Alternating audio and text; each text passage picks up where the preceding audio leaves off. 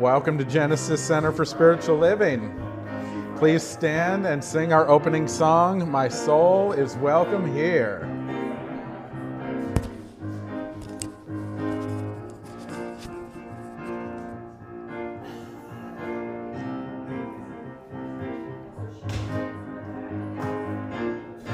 I'm in the right place at the right time. I am just where I'm supposed to be. I'm in the right place at the right time. I am just where I'm supposed to be. I'm in the right place at the right time. I am getting the message loud and clear. My soul is welcome here.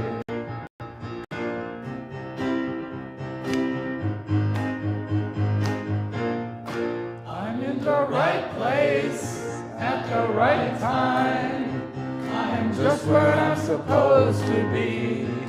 I'm in the right place at the right time. I am just where I'm supposed to be. Oh, my soul is welcome here. Oh, my soul is welcome here. I am getting the message loud and clear. My soul is welcome here. I am getting the message loud and clear. My soul is welcome here. I am getting the message loud and clear. My soul is welcome here. Woo! All right. It's wonderful to see you all here. Genesis is a community dedicated to love, inspiring harmony, and creating connections to empower spiritual growth. We love that you are here to share it with us.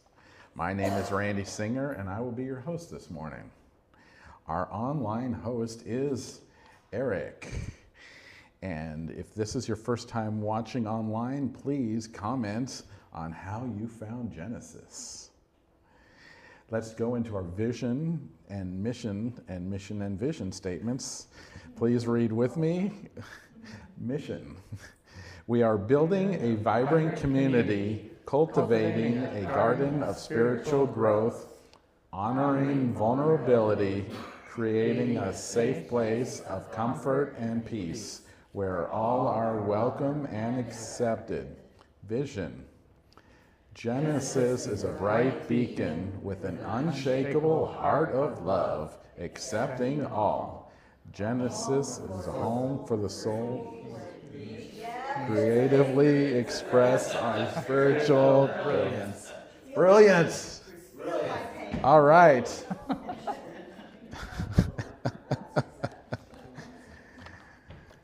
It's all good in God.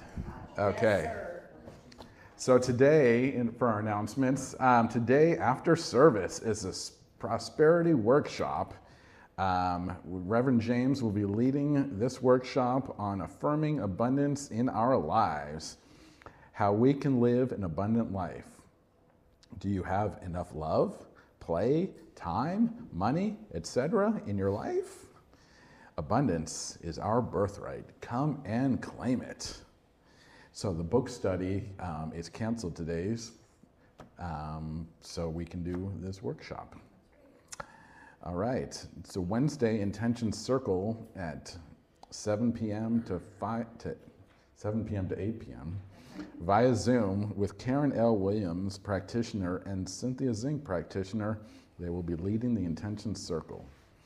We also have the opportunity for the Science of Mind textbook in a year with Karen Williams. It's following the guide to read the entire Science of Mind textbook in 1 year. Every day you will find posted on her Facebook page, Karen L. Williams, RSCP, and the Genesis family page. Follow along to get all of your Ernest Holmes teachings. All right. So, is anyone visiting Genesis for the first time? All right. We'd love to know, yeah. Is anyone online for the first time?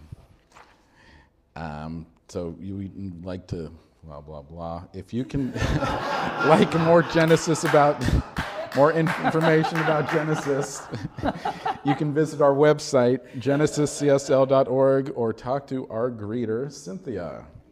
Okay. So, let's talk about our volunteers. I'd like to take this time to thank everyone who is in service today. So we have our setup and cleanup crew, Eric, Gideon, Soren, and Cal. Our morning greeter is Cynthia. On projector and video, Mike and Eric. For offering collection, we have Gideon. On sound, we have Soren. Online host is Eric. Our service practitioner is Karen, and our musicians are Cal and Jal. So. Yay, volunteers. Yay! So, if anyone is interested in volunteering, because there's so many opportunities and we can all do this together because we build this church together, we can just talk to Gideon or anyone else who looks like they work here, and we can get it figured out.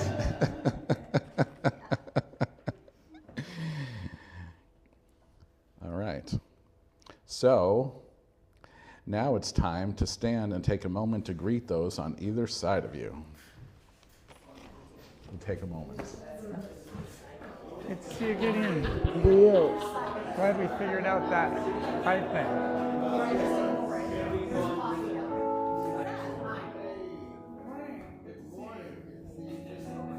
You are so welcome. I'm glad I could do it. And I don't have to do the practitioner interview like I thought I did.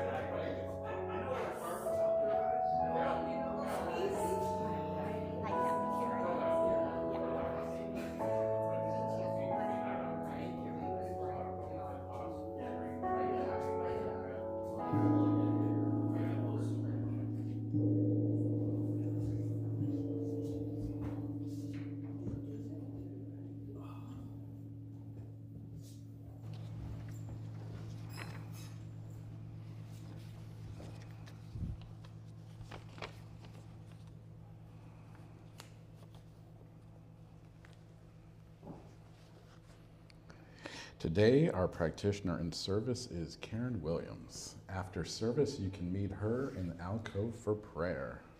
So let's stand and sing our centering song, Breathe and Turn Within.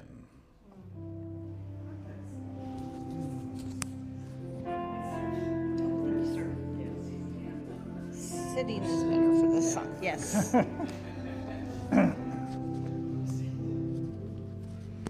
I breathe and turn within. I breathe and turn within.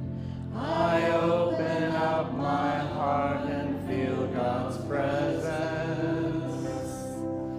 I breathe and turn within. I breathe and turn within. I open up my heart and feel God's love.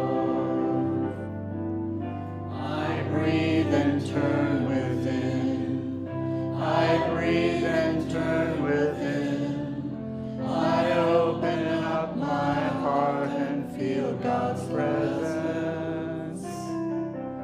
I breathe and turn within. I breathe and turn within. I open up my heart and feel God's love. I pray and turn within. I pray and turn within. I open up my heart and feel God's presence. I pray and turn within. I pray and turn within. I open up my heart and feel God's love. I sing and turn within. I sing and turn within.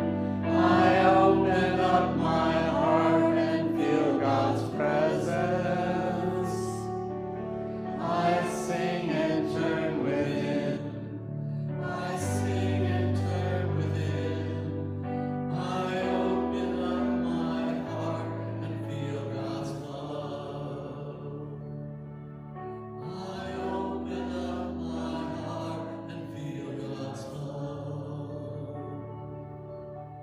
I open up my heart and feel God's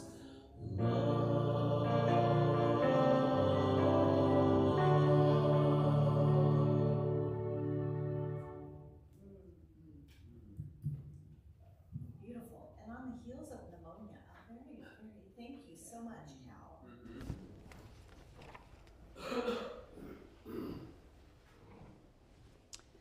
Let's get centered with a little breath work and vibration, shall we?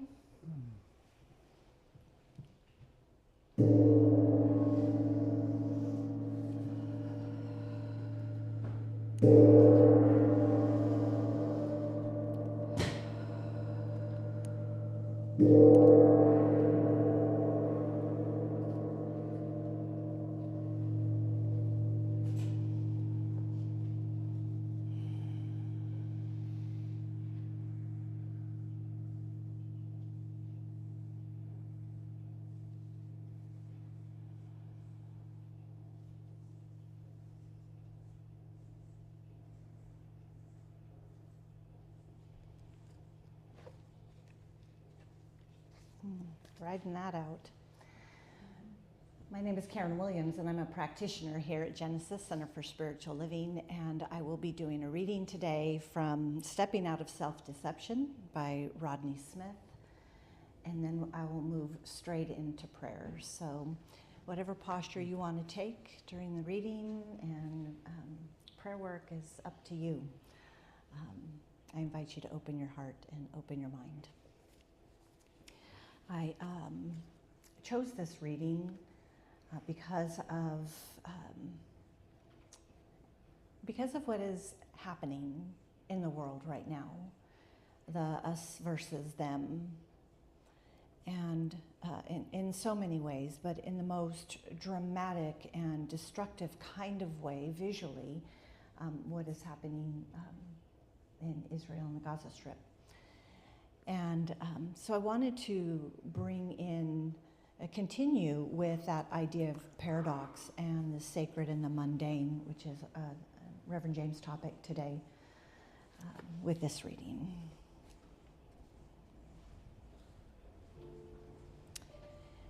He says, a paradox is a mystery. So where I want to start? Yep.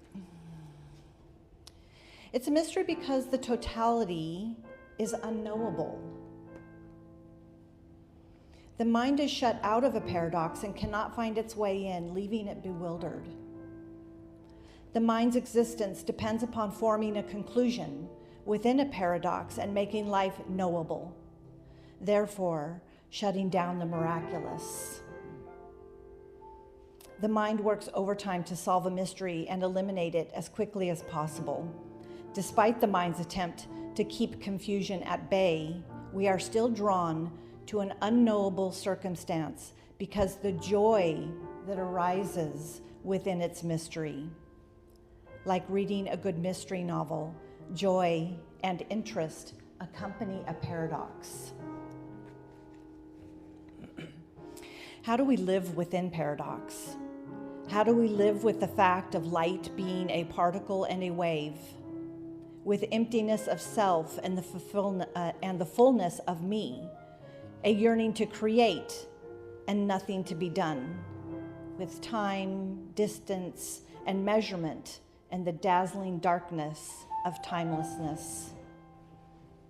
Most of us have chosen to embrace half of reality and to allow the language and laws of that half to govern us in opposition to its counterpart. We have chosen the shared reality of our species, the belief that each of us is isolated from the other with a factual and valid sense of self. We have decided we are particles and have chosen to disregard our wave nature. When we work our spiritual practice exclusively through the sense of self, we imprison ourselves within the laws and truths of the horizontal universe. The universe of me is only half the paradox. Selflessness is the other half.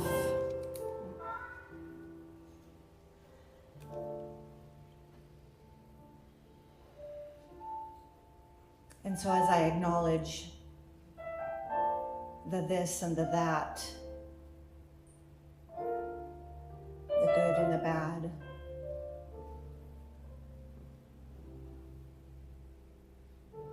I know that there's only one singular presence in the universe, one singular reality, and it expresses itself in a multiplicity,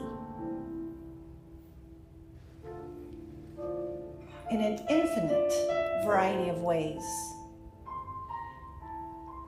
And I know that that is true for all human beings, that we express ourselves in an infinite variety of ways, and we have choices. We have choices to be in the mystery,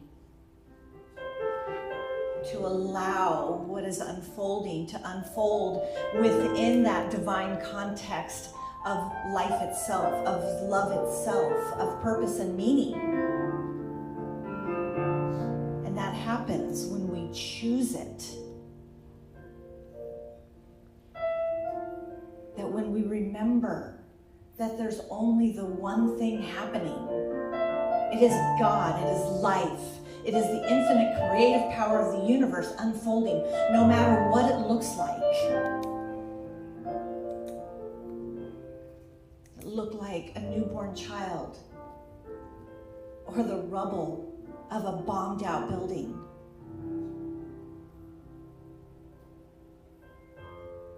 The sacred is in the mundane.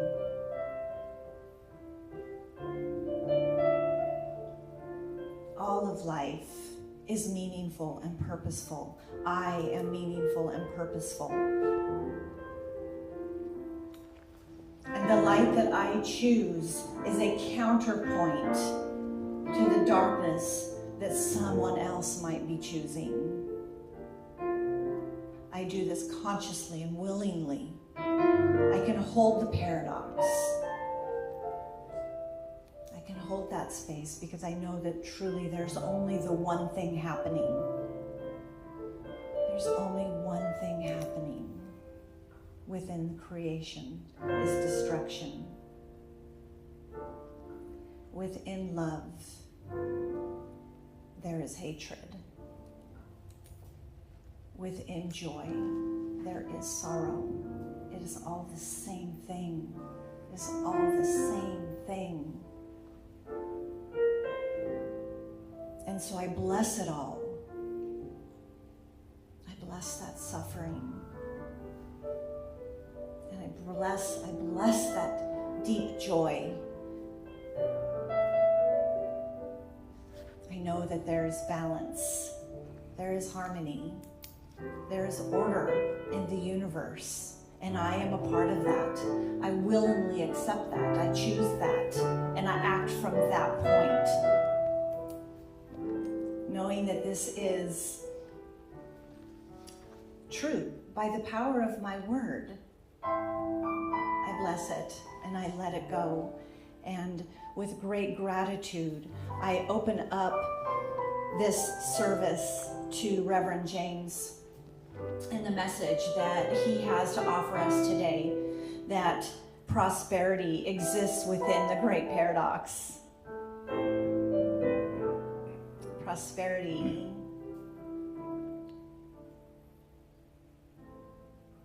is the law of life. Abundance is our nature. And so I give thanks for Reverend James speaking on that today, giving that to us in workshop after service. I know that it is perfect. And knowing that it is perfect, I allow the rest of this service to unfold, knowing that God is present, that life is present, that creativity is the one overruling, overcoming, the overlord of all. I'm so grateful for that, and I let it be, and so it is.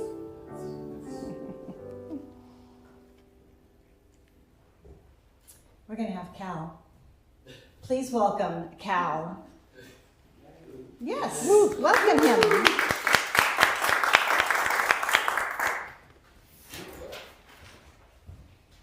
Cal and Chow. We have rhyming musicians.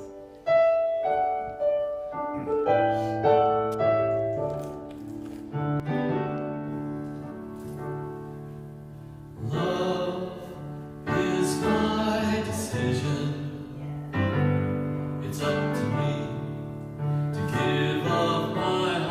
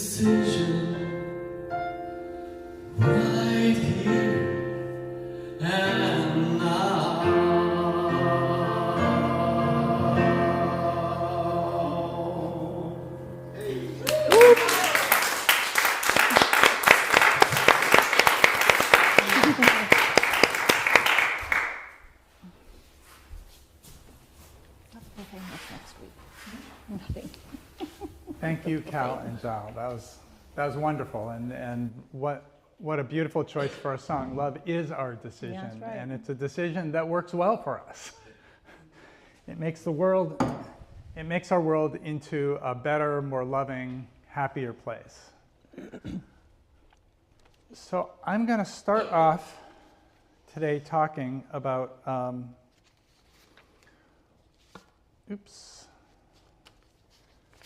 I'm going to start off today getting rid of my extraneous notebook.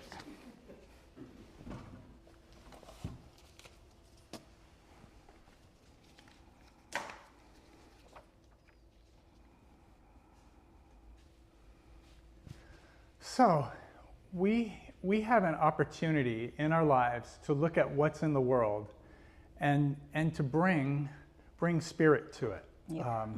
As Karen, what a perfect reading, Karen. As you know, we have our Turns out. particle nature, our earthly nature, and our God nature, our wave nature. We have the opportunity to bring the mystery into wherever we are in our lives. And I'm going to start off, I'm going to talk about my father. You know, it's a Veterans Day weekend. He was a veteran, and being a veteran profoundly influenced his life in ways that would have been impossible to imagine, you know, for him growing up as a slum kid in London. I will bring us back to Jason and the Argonauts who have yet another adventure on their way home. They thought they were done when they got the golden fleece, but no, there's more adventures. It's interesting because whenever I look at them, I find, you know, ancient Greek pottery, thousands of years old, that has on it all their adventures. You know, Jason was the Star Trek of 3,000 years ago. Interesting. So, and then I'll talk about our course and some of the things that our course is going to be mainly interactive. So I will talk about, I'll give the lead in to what's going to be happening in the course, just so everybody will know. So starting out with my dad, he grew up. He was born during the Great Depression in a slum in London. He was the 12th of 14 kids to an Irish Catholic Cockney family. And just to give you an idea of what that meant there, the Irish were considered not really fully, they were considered some kind of subhuman. They were objects of derision. And as soon as he opened his mouth, everybody knew what he was. He was the lowest class of people they had in London back in those days. You know, I know this from visiting my Irish class, my English relatives, especially the ones that were his age. You know, they're embarrassed and scornful, you know, that they had that sort of start in the slum as Irish Catholics. But he was somehow different.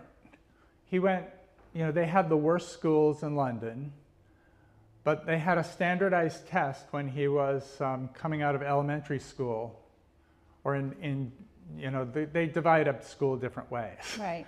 But wherever it was, he got the highest mark in the whole country on the standardized test. And so they got a day off school as a result of that. And everybody thought, how'd that happen? What a fluke. All the fancy private schools wanted to bring him to them. But his father said, you know, no, because if you do that, you'll become a prig. And I actually had to look up prig. I know it's an insult. And what it means is a prig is somebody who thinks they're superior to you. And they hold themselves up as like, oh, you. Ugh. Like you're... And so he saw that happening, you know, that he thought if his son went to that kind of school, he would feel that way towards his slum-dwelling Irish Catholic family. And then World War II happened. While he was still a kid, I think a teen by then. And you were supposed to go down to the bomb shelters, but he and his older brother Percy and his little sister Joyce wanted to go out whenever the air raid siren sounded. They wanted to go to where the bombs were hitting because they wanted to see the fire and the destruction. They thought it was exciting. Joyce said they brought her along because they knew they'd be in trouble when they got back, but because Joyce was so young, when Mom started yelling at her, she would cry and wet her pants, and then everybody would forget to be mad at the boys. Oh, sounds right. And as it turned out, Percy, my Uncle Percy, I don't know whether he joined or was drafted into the Army, but he ended up in the Army and he died in combat. And I know we have one photo of Uncle Percy in his military uniform. And on the back in my dad's handwriting, it said, "I'll get those ratsies." And what he did, he ended up lying about his age. He was too young to join the Army, but he lied about his age and he joined the paratroops. And he fought. He was in combat, but he got shot in the parachute on the way down. Mm-hmm. He got shot in the leg, and so he didn't manage to kill any ratsies. But he did manage to escape relatively unscathed. But then his unit decided that the way they were running the war wasn't right, and so they went on strike. And soldiers in combat zones aren't supposed to go on strike, and the other soldiers knew that, so they arrested them all and threw them in jail. Good gosh. And in the jail cell, it's interesting, I was thinking about him in the jail cell, because it reminded me of Paul, who wrote so many letters from jail.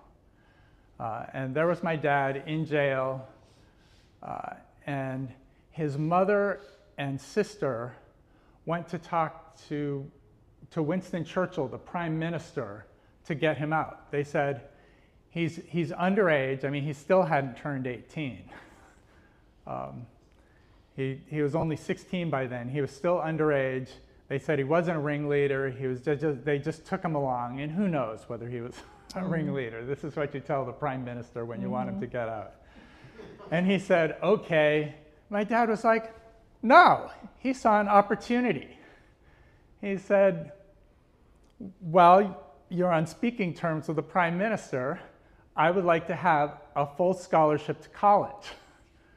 College was way beyond the family's ability to pay. Nobody in his generation had any dreams of going to college. And he knew that the money would be a big issue. Nobody was going to lend the money to an Irish Cockney either. As soon as he opened his mouth, they would know he was unreliable. So they went back to Winston Churchill and he said, fine. So he went to college. He graduated from King's College London, and then he applied for jobs in London. And this is where something that looked like bad, I mean, the jail looked like it was going to be bad, but it turned out to be good. I think being wounded in combat might have been one of those things too, because it got him away from the bullets. He applied for a job at Battersea Power Station. He had a degree as a chemical engineer. And Battersea Power Station had some doubts about him because he was a Cockney.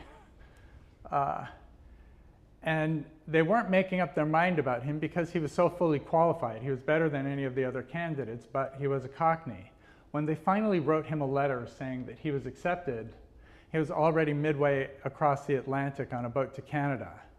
He'd figured out a way to get passage to Canada, where first he worked as a lumberjack, and then he found a job as a chemical engineer designing tires in Hamilton, Ontario, which is where the Canadian auto industry is.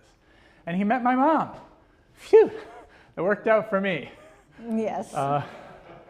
So he ended up, he was a research engineer. Actually, it's funny, I sometimes draw parallels between his engineering career as mine. We both have a bunch of patents. We both did a bunch of engineering research. We both led different groups. We were passionate about making the world better. His goal as an engineer was blowouts. Blowouts still happen when you get really hot tires and you go really fast. But in those days, blowouts were extremely common. And his patents were all about preventing blowouts and making blowouts harder to happen. He ended up dying just before my 3rd birthday.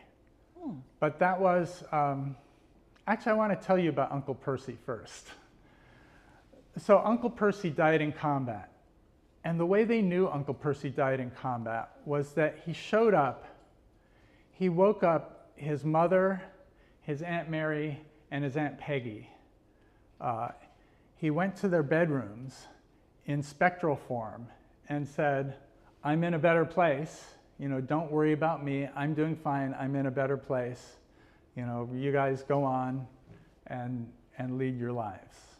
This is one of my family's full of ghost stories, but this is the Uncle Percy ghost story. And so I think when my dad died, you know, I think that Uncle Percy was probably there. You know, they were buddies as kids. So, and he was present all through my childhood. My mom had all sorts of stories to tell about him, some of which we can confirm with facts, and others of which you never know. But they were the stories that we grew up on. They were the myths, like Jason and the Argonauts. You know, in the same way, Jason and the Argonauts sort of influenced people, and they told the stories so that people knew how to work with their archetypes and how to live a good life and what mistakes not to make. You know, do not be killing your brother-in-law. Yes, do go for the golden fleece. And so he was active in our lives, even as a myth.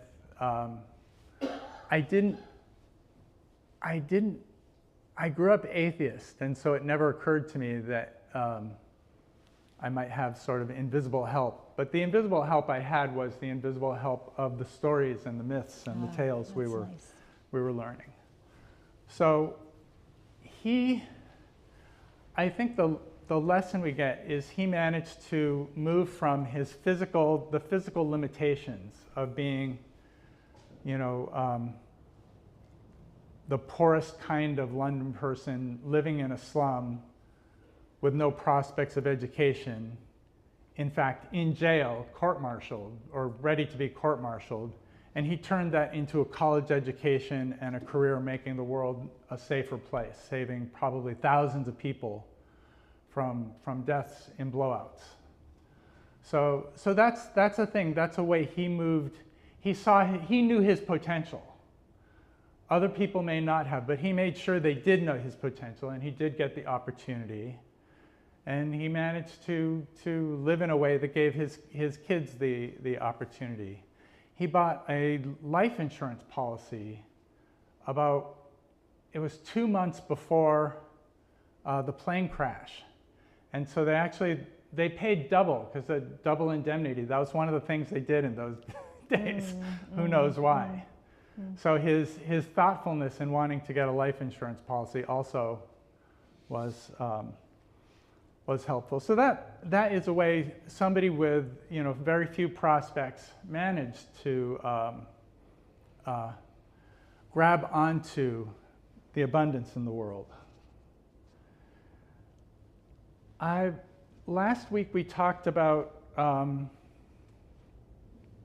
altruism, gratitude, kindness, and how, you know, this is something, you know, when you choose love, it's actually something we're hardwired for. There's a study that finds that kids as young as 18 months exhibit altruistic tendencies. And my 18-month-old grandson, Zeze, just started this month being altruistic. When he's eating, his brother will sometimes complain that he wants more food when he's eating. His brother will like clear his plate and then he'll say, I'm hungry. And Zeze will like give him his, do you want my dessert? He'll just hand it to him. He has about 20 words, so he doesn't really say, will you take it? He'll be like, eh. If you drop something, he'll pick it up. So he's looking to be a positive influence in the world, to be kind.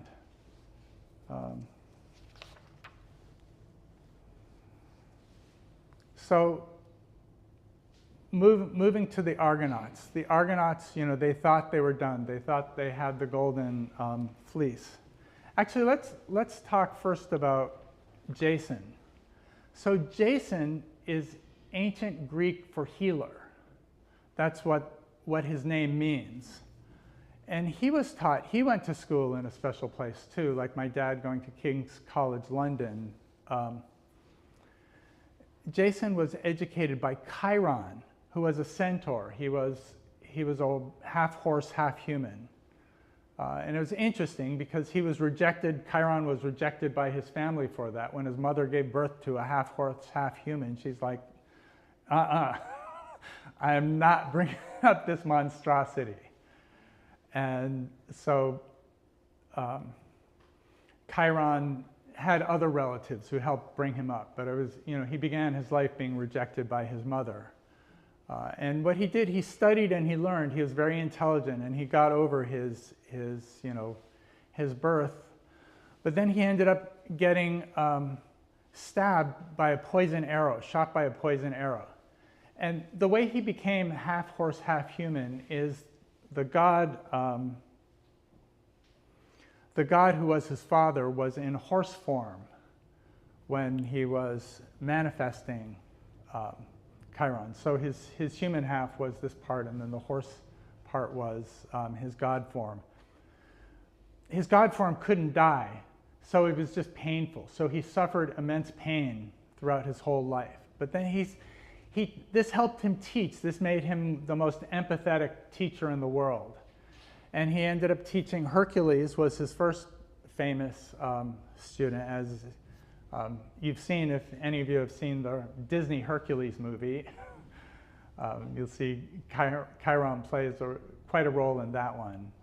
And then Jason, of course, was this one. And then after Jason, he taught Achilles, because the Trojan War was still centuries away when Jason was having his adventures. So what he mainly learned is wisdom of the gods. He learned to listen to the gods. He learned that there are gods all around us. As whatever the world looks like, know that it is alive with divinity. And you can either be on the side of the gods, or you can be a plain mortal in the world. And so Chiron taught him to always be on the side of the gods, always look for the God in things, always look for the divine. So after the last adventure, getting away with the golden fleece, they got into a storm, and the storm lasted 9 days. And 9 means something, in the ancient world.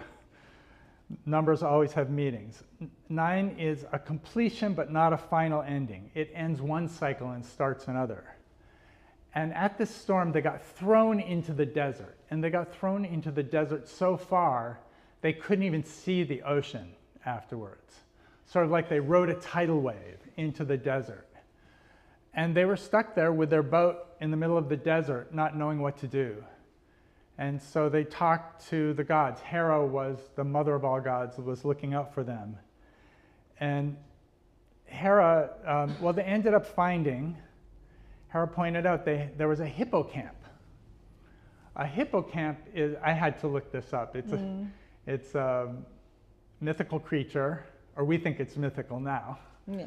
But it's a creature with the head of a horse. So it's the opposite of Chiron. The head of a horse and the front feet of a horse. But the tail of a fish. And it pulled Poseidon's boat.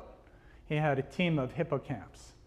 And you can see, hippocamps, you could see why they would think when they saw a hippo that it might be a hippocamp, because its head is sort of vaguely horse-like, and it's got those legs, but it can swim as though it had fish tails. The hippocampus is a part of our brain, which is, apparently, it looks sort of like a hippo or a hippocampus, a hippocamp. But it's the part of our brain responsible for learning, for long-term memory, and for navigation, for knowing where we are in the world. And so them chasing the hippocamp was like super appropriate. But what they had to do, their ship was in the middle of the desert, so they had to pick up their ship and follow the hippocamp. As the hippocamp was dragging, it had its feet, but it had its tail, so it couldn't go that fast, but it could go faster than they could. And they ended up out in the, they followed it for days, but then the hippocamp got away and they couldn't see it anymore. But luckily they had Calais and Yeats were their two members who could fly, and you may remember they used that power to free someone from the harpies. They went up and flew with the harpies and hung out with the harpies while the Argonauts rescued the man who was being taken by them. So in this case, they flew up and they could see that the ocean was not that far away. And so they got to get the boat back into the ocean. Now the ocean and desert also have meaning. The desert, remember, Jesus went to the desert in order to drop the things of the world and to claim his own. The desert is about dropping empire, dropping ego, and moving into spirit, leaning into spirit. The ocean is the mother of all life. It's the vast unconscious, and it is the connection between nations. So this is how they went places on this vast unconscious connection.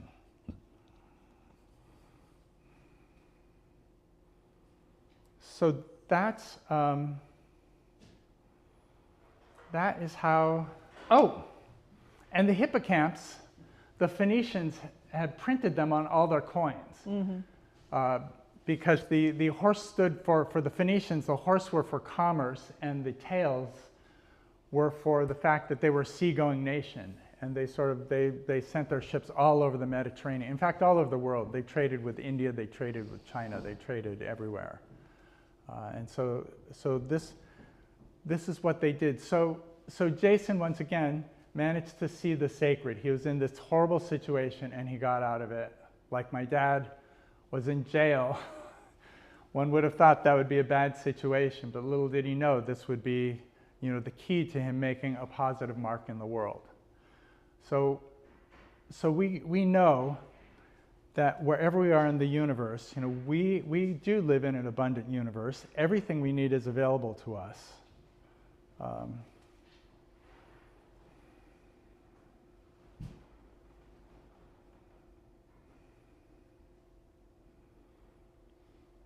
I want to tell a brief story and then move into a little bit of a meditation. I used to work in it was another awful situation. I worked in the Microsoft fax group. Now, how many of you have ever seen a Microsoft labeled fax machine? No, right? That was a trick question. Right. Actually, you could have, because we had them. We created 50 prototypes, and when we shut down the unit, we gave them to people, and some people ended up donating them, so you could see them in Value Village or Goodwill. But I was part of the Microsoft fax group. I thought this would be lots of fun as we attempted to move the Windows operating system onto a fax machine. So you could do anything on the fax machine that you could do on your PC. And for a while we were, it was an interesting project, but we got to a point where all the software seemed like all the software was done, but we couldn't get the fax machine running reliably for like more than an hour or two. In fact, often it was more like a matter of minutes before it would crash. And it was always crashing for different reasons, and it was impossible to reproduce. Now, luckily,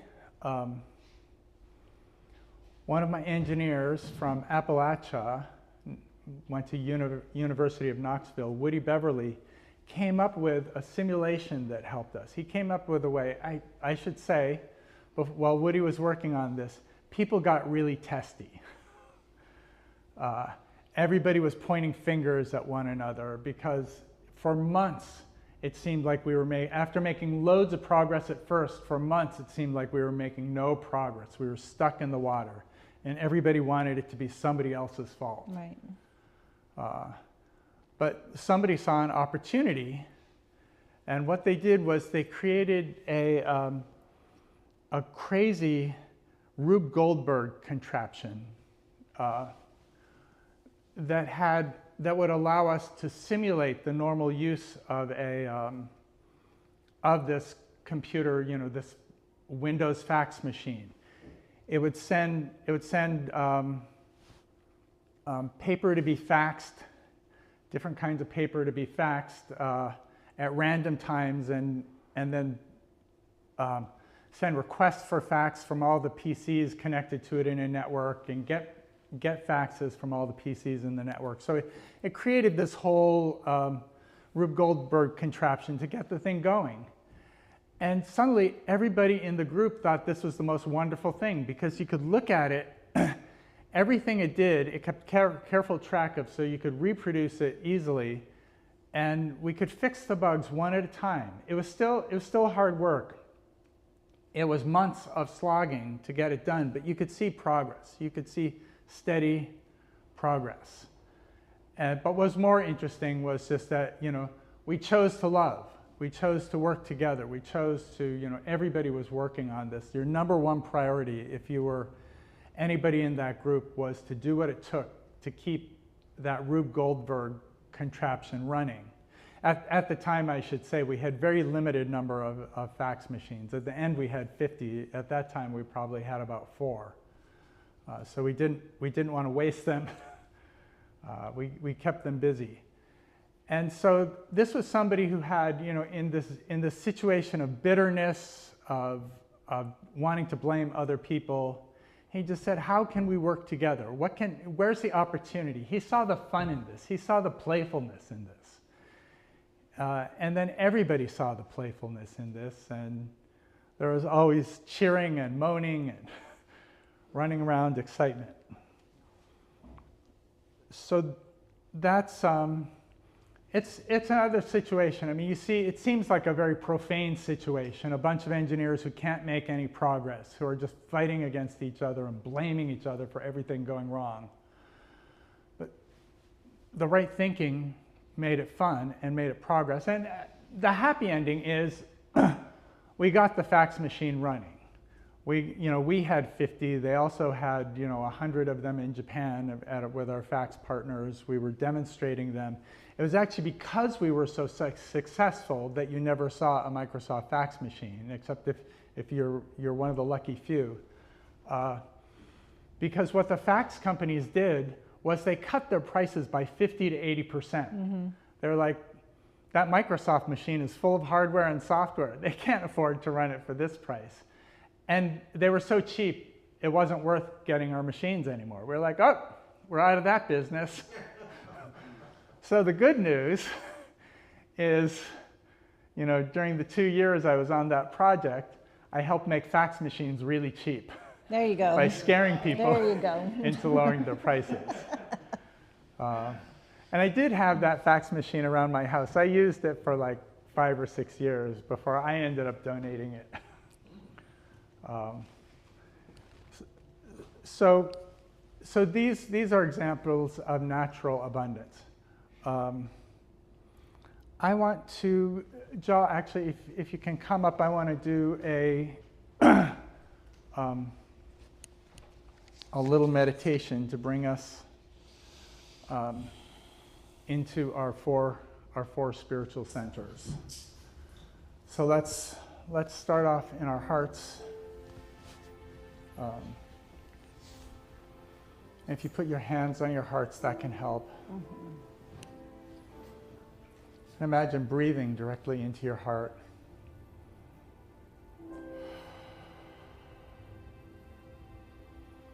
And allow yourself to feel the feeling of gratitude, of love. Think of someone or something that brings that feeling. And notice how that feeling of gratitude, it just opens your heart, it fills your heart. it overflows from your heart and starts filling your entire body.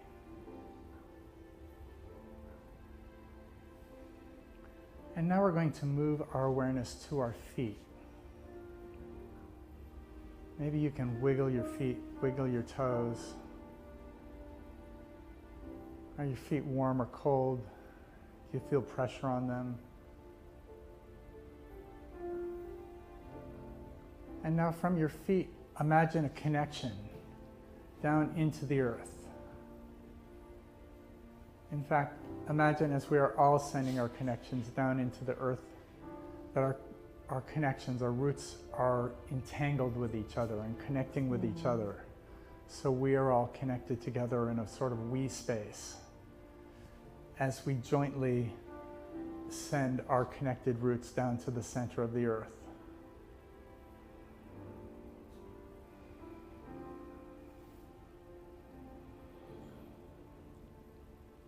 And feel your connection growing all the way from your feet through the core of the earth, throughout the whole cosmos. And notice at the end of your roots, these are the synapses of divinity.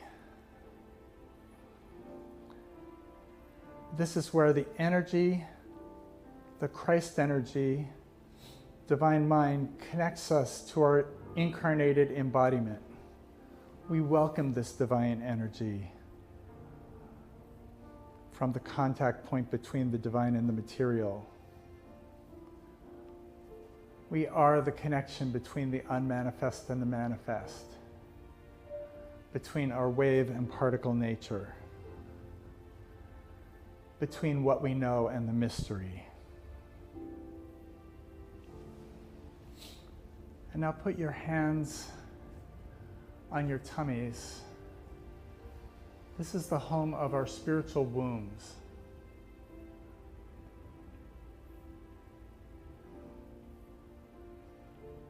This is where in our body we embody. It's our gut feeling. It's our intuition. It's the home of the unknown.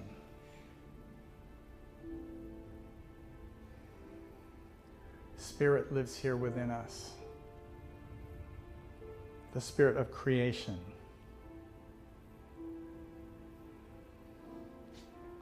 Of infinite awareness.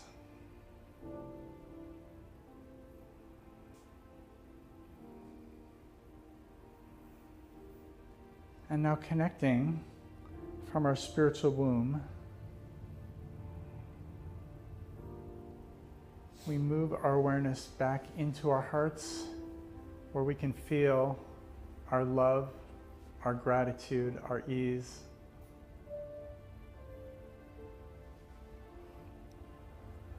And from our hearts, we can move our awareness into our heads, where we find our minds to be unusually still. And we can either stay in the stillness, or we can open our minds and move into the expanse of the universe, of the mystery. Move into infinite awareness.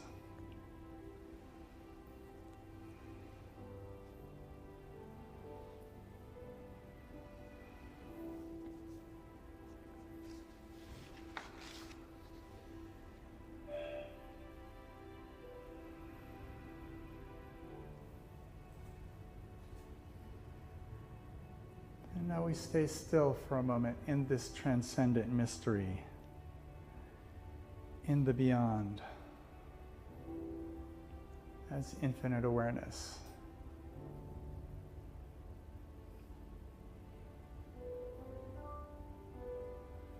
And whenever you're ready, you can move your awareness back into your physical bodies. Move your thoughts, move your awareness into your human self. And take a deep inhalation.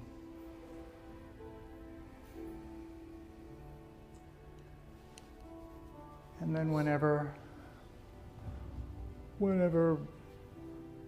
you're comfortable, you can open your eyes, or you could leave your eyes closed for a little bit longer. Thank you so much, Jal. You make that work so much better. Yep. So this is us, how do we live in an abundant universe? I'll talk about some of this, and we'll explore our particular nature of it for whoever comes to the course today. Actually, let's have a show of hands. How many people think they'll be coming? So most people. Okay. And but abundance really is, it isn't really about God writing a check to us. God doesn't have a checkbook.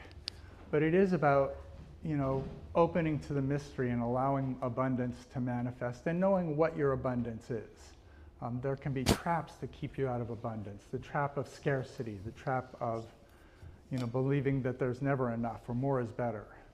So we'll talk about enoughness. We'll talk about the many ways which you can have abundance. Of course, monetary fiscal abundance is something we always talk about, but there is, as we heard, abundance of time. Are we living in a time famine? Do we get to play enough? Do we have enough fun? Do we have, can we enjoy our work? How is our love going? So there are all these aspects we can look at, and by bringing conscious awareness to them, we can open ourselves to spirit and to how we can let spirit into our lives. Like my dad somehow saw in a jail cell an opportunity to get a college scholarship. And he found, when nobody would hire him in London, that he found a way to get a boat ticket to Canada, where they liked him just fine. We found, our Jason and our Argonauts, when they were lost in the desert, they didn't lose faith. And even though they had to carry their boat across the desert, they managed to find some way to see the ocean. I mean, who would imagine the hippocamp would show up? But when it did, they took the opportunity. When my dad had the opportunity to go to college, he took it. When he found a boat ticket, he took that. And, Woody, my Appalachian engineer, when he saw, in this grouchy group where everybody was getting their resumes ready because they were tired of this awful project where everybody hated and were blaming each other, he was like, let's have some fun. I know how we can make this fun. So I want to give us an,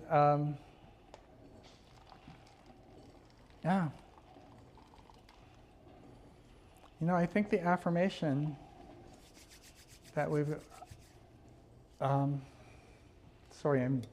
see the affirmation I wrote that says, I live in an abundant universe, everything I need is available to me. But really, I see the sacredness in our abundant universe. Yeah, good. Everything I need is available to me. So let's say that together. I see the sacredness in our abundant universe. Everything I need is available to me. Once again, I see the sacredness in our abundant universe. Everything I need is available to me. Thank you. So I want to bring your attention to these Genesis prayer cards. On one side, it has an opportunity to pray for something. And just let your imagination go wild. Whatever is important to you, whatever you'd like, whatever you dream. On the other side, it has a demonstration. And if you can think about any kind of realized prayer you've had, it's a wonderful thing to write down. It solidifies it. It makes it more real. It makes it more likely it's going to happen. And it helps build the faith of everybody. These cards go to our wonderful practitioners who pray over them, and so they get extra spiritual power. And one way you can get an example of this, Karen is our service practitioner today. If you have any need for prayer or celebration or some kind of demonstration, find Karen. I mean, you heard her words. You sat through her meditation. She brings that unbelievable energy, that transcendent focus right into you. And it's something that I think you have to experience. I mean, I can talk about it in gushing terms, but really get the Karen experience for yourself. You know,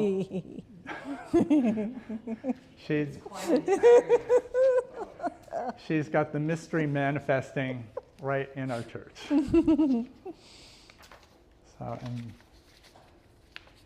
So, what if we have music for filling out the prayer cards? Beautiful.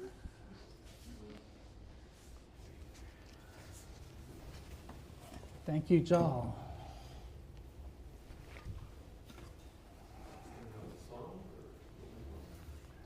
Oh, actually, you're right. It's time for a song, isn't it? Yeah. Cool. So we've got Cal and Jal. Cal and Jal. Oh, Cal and Cal and Jal. Jal.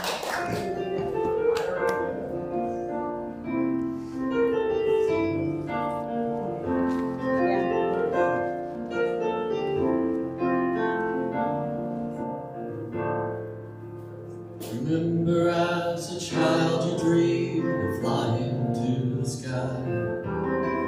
Now there's nothing stopping you but the doubts inside your mind. You know that you can be whatever you would like to be. The time has finally come. The world is ready now to see you. Let your love unfold. Let your love unfold. It will change the world, starting with you. Let your love unfold. Let your love unfold. It will change the world, starting with you. Yes, you have the power to make anything so. Only you and God know where you are really meant to go. Rest assured that all your dreams are born to come true. If you just find the strength inside and let it shine on through you. Let your love unfold. Let your love unfold. It will change the world, starting with you. Let your love unfold. Let your love unfold. It will change the world, starting with you. Love for your own beauty and the beauty of the world. Love for the poor man, the rich man, for little boys and girls. Love for the birds singing, the sun bringing the spring. Love for the skies above, love for most everything.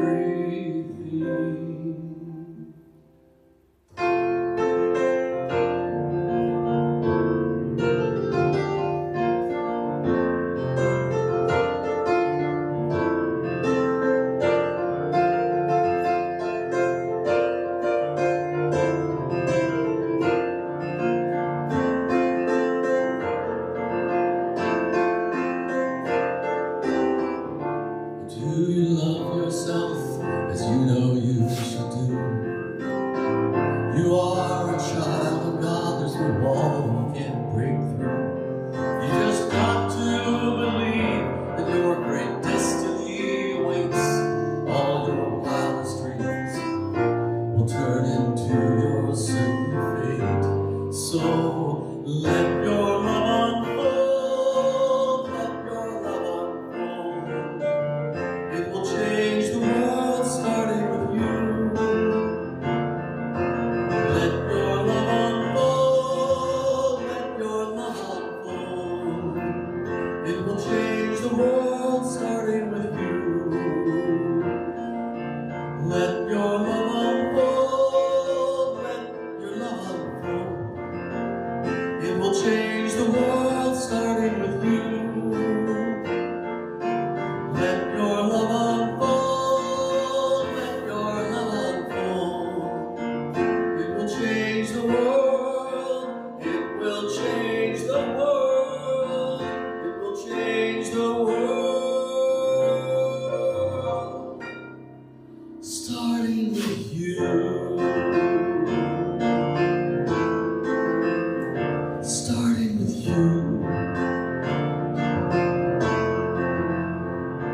starting with you.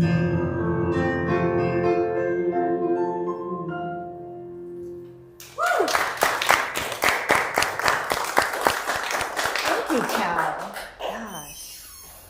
Thank you for being here. Thank you for giving us your gift. You are awesome. Alrighty. One of these is mine. Found it. Okay. Because we're doing our offering, and it was part of that little packet that was on your chair this morning, we'll move into creating our offering. We know that our center is supported by God, and we welcome you to be a part of how God's love shows up. If you are on Facebook, please visit our website at genesiscsl.org, or you can text your tithes to 206-800-7595. And so we'll take that moment to make that gift. Oh, there it is.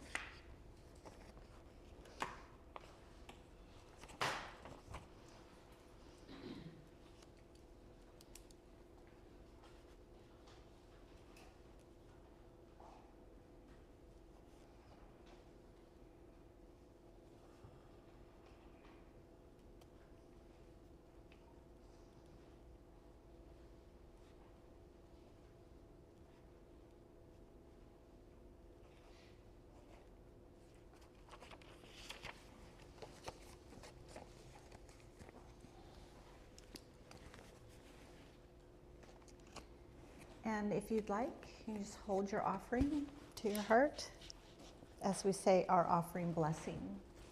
Divine love through me blesses and multiplies all that I am, all that I have, all that I give, and all that I receive, and I am thankful.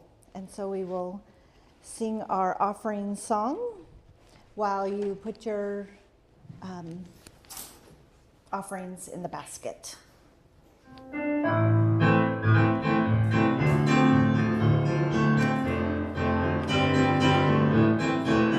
God is my source, God is my power, God gives me everything I need.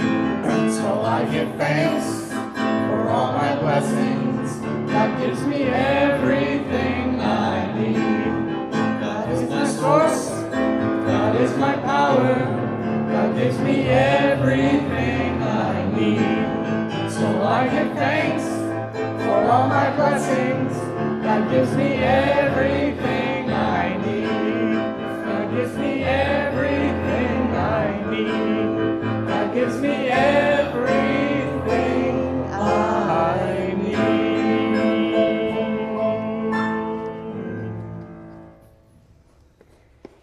And so it's with great thanks and an attitude of power and appreciation that I recognize that we have initiated that great law of circulation, that as we give, so shall we receive, pressed down, multiplied, and overflowing into our individual lives, into the life of Genesis as an organization, and then out beyond it to all beings everywhere, that what we do is a gift, what we do matters. And so I'm grateful for that, and so it is. Sorry. And so thank you for joining us today. We have that prosperity workshop, so if you are online and you're watching from home, you have time to get in your car, preheat your car if you need to, get over here, it's warm, I turned the heater up. There's still time to get here for that workshop afterwards. We're going to have some fellowship, we're going to have some snacks, and we're going to talk amongst ourselves before we do that workshop. So there is time. Have a week full of joy. If you're not staying, I will see you next week. Let's stand up and do our closing song.